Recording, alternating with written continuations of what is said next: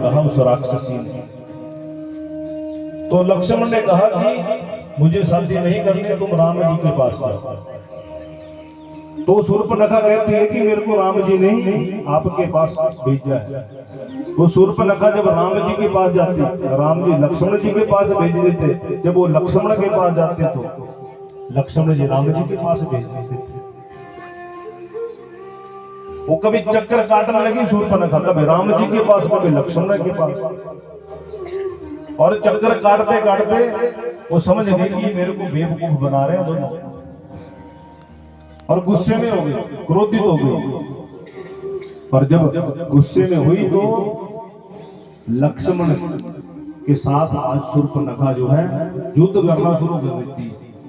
लक्ष्मण के ऊपर शूर्पणखा जो है अपने उन कांटेदार हाथों से लक्ष्मण के ऊपर घात करना शुरू करती। जैसे ही लक्ष्मण के संग वो युद्ध करना शुरू करती, लक्ष्मण ने क्या किया, लक्ष्मण ने उसके नाक और कान को ही काट दिया। बोलिए राजा रामचंद्र भगवान। जब लक्ष्मण ने उस शूर्पणखा के नाक और कान को काट दिया, कुरूप चेहरा उसका बन गया, देखने को बहुत ही बुरी लगी। पहले राक्षसी थी, जब नाक भी कट गया, कान भी कट गए, फिर तो वही राजा रामचंद्र भगवान की। और इस कुरूप उस दुष्ट चेहरे को लेकर के आज जो है शूर्पणखा जो है क्रोधित हो जाती है, दुख में हो जाती है, और जाकर के खरदूषण के पास जाकर के पहुंच जाती है। खरदूषण जो है वो भी बहुत बड़ा राक्षस था, रावण के समान शक्ति थी उस खरदूषण में। और खरदूषण के पास जाकर के वो सीता, लक्ष्मण और राम अपने स्थान के ऊपर बैठे।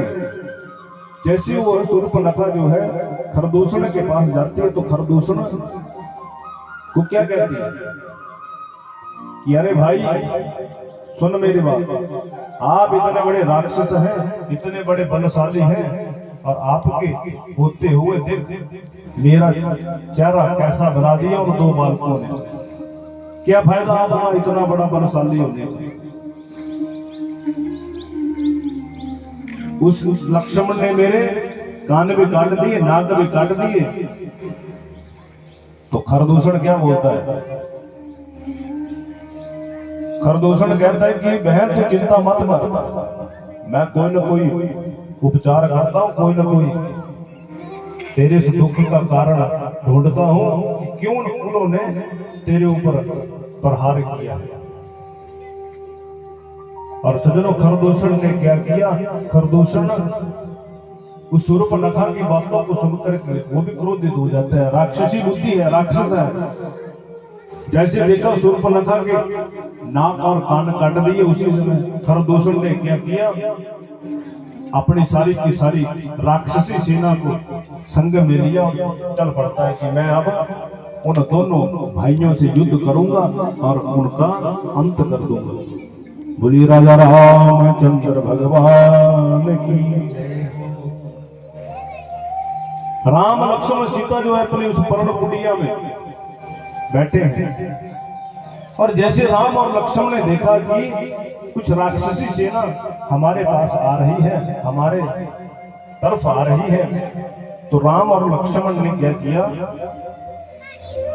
राम और लक्ष्मण ने क्या किया, सीता को गुफाओं में भेज दिया, कंदराओं में भेज दिया कि तुम गुफा में चली जाओ, कुछ राक्षस जो हमारे से झगड़ा करने, युद्ध करने के लिए आ रहे हैं, ताकि तुम्हारे ऊपर कोई प्रहार ना हो पावे, इसलिए तुम गुफा में जाकर के छिप जाओ। सीता चली जाती है, कंदराओं में जाकर के छिप जाती है। जैसे ही वो खरदूषण और सारी की सेना आती है तो आपस में आज युद्ध शुरू हुआ, खरदूषण और राम और लक्ष्मण का। खरदूषण आज दहाड़ता हुआ, जोर से चिल्लाता हुआ, विकराल बदन बनाकर के सारी राक्षसी सेना को लेकर के दौड़ा चलता हुआ आज राम और लक्ष्मण जी के पास आकर के पहुंच गए। और सुनो, जैसे ही वो खरदूषण वहां पर आकर के पहुंचा, खरदूषण ने क्या किया, राम जी के ऊपर प्रहार कर दिया। हजारों तीर उस सेना ने छोड़े, हजारों के हिसाब से वहां पर वो सेना उस खरदूषण नामक राक्षस के साथ में आती है। राम जी ने क्या किया, राम जी ने एक तीर अपने धनुष से छोड़ा और उस खरदूषण के ऊपर प्रहार कर दिया। और सज्जनों, जो सारी की सारी जो हजारों सेना लेकर के वो राक्षस आया था,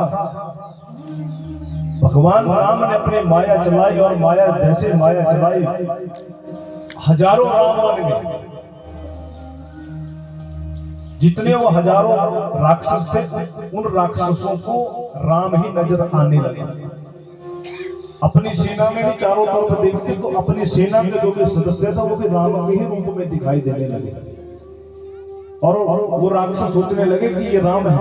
और वो राक्षस अपने संग में जो सेना आई थी, वो राक्षस आपस में ही उन राक्षसों का युद्ध हो जाता है। राम को समझ करके वो आपस में ही झगड़ा करना शुरू करते हैं। और उस सारी हजारों के हिसाब से जो सेना आई थी, उसका भी आज भगवान राम जी ने अंत किया।